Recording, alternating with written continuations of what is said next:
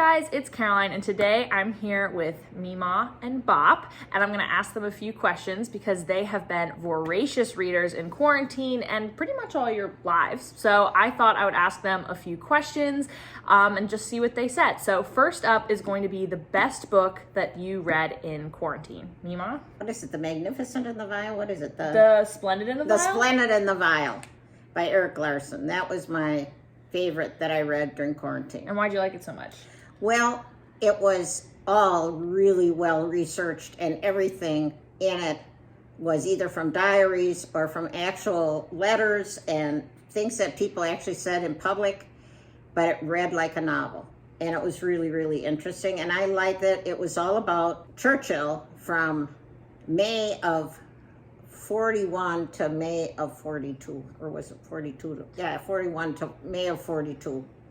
And it was really well researched. I like that one too, especially because I feel like I knew a lot about World War II, but only after the Americans joined. So that was really interesting because it mostly takes place right before the Americans joined and in Britain trying to get America to join. So I also really like that one. Bop, what was your favorite? I like Less by Andrew Seeger Greer. And the thing I like, I'm a psychologist, and so I enjoyed the fact that this was a guy who, on one hand, seemed like a depressive, but at the same time, he had an inner kind of strength that kept him going. And actually, all the screw-ups that he did, he had kind of an ironic sense of stepping outside himself and kind of laughing at himself for the errors he'd make. The other thing about the book that appealed to me, in addition to the psychological side of things,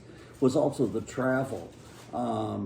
We've been to a lot of countries. He traveled around the world in this book, and the cultural misadventures that he has, I found delightful. That's one of my favorites of all time. All right, so now for a more controversial question. What is the least favorite book you read in quarantine? Well, I was The Clockmaker's Daughter by Kate Morton.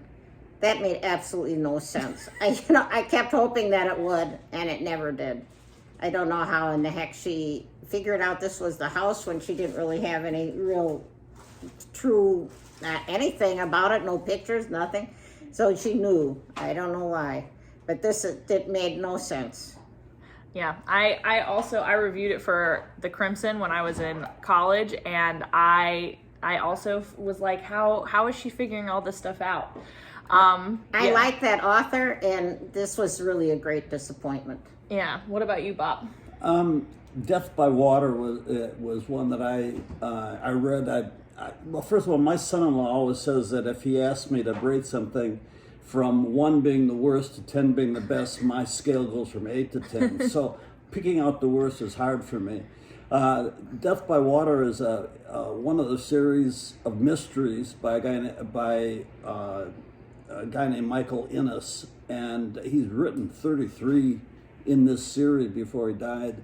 The thing I didn't like about it is I like rhythm.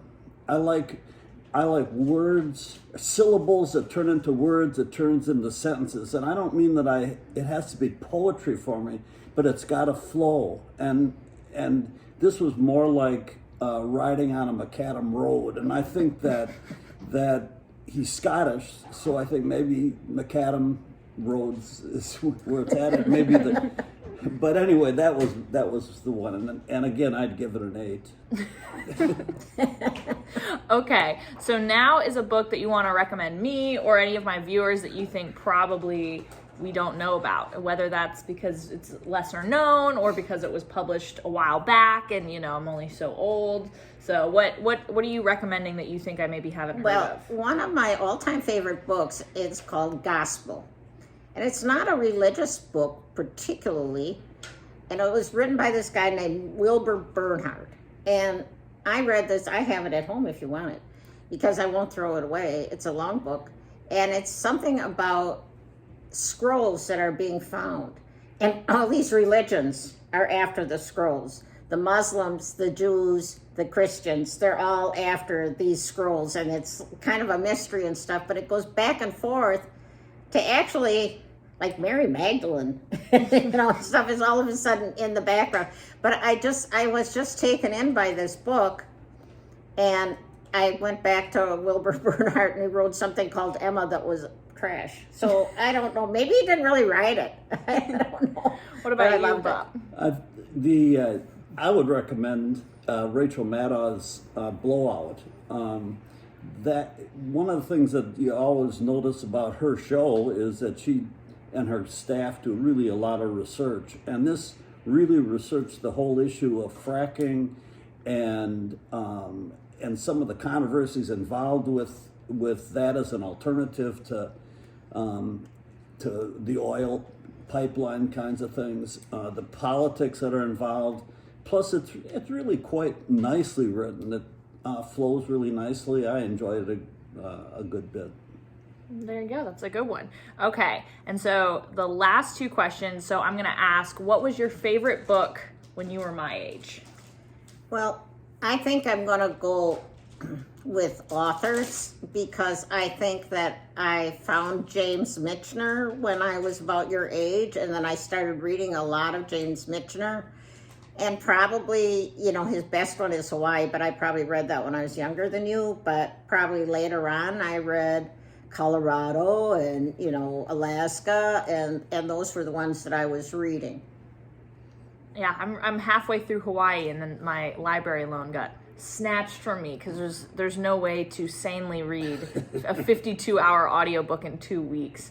Bob, what was yours? The author is Josephine Tay, and she's a woman that wrote mysteries. She died, unfortunately, at the age of 55 of lung cancer. But I was introduced to mysteries with her and the stuff that she did. And one of the mysteries, Daughter of Time, is one in which it deals with the murder, essentially, of Edward V and the ascension of Richard III to the crown. And it was voted the best crime story ever by mystery writers or whatever. So that got me started, and it got me. My brother, who's 7 years older than me, really got me into a lot of stuff, and he recommended her as an author, and I really loved her mysteries. It got me started on reading mysteries. Well, there you go. And then now, if someone asks you what your favorite book is now, what would you say? Gospel was one of my favorite books, but also one of the books that I read, and it stays with me, so I guess it might be my favorite book, is called The Snow Leopard by Peter Matheson.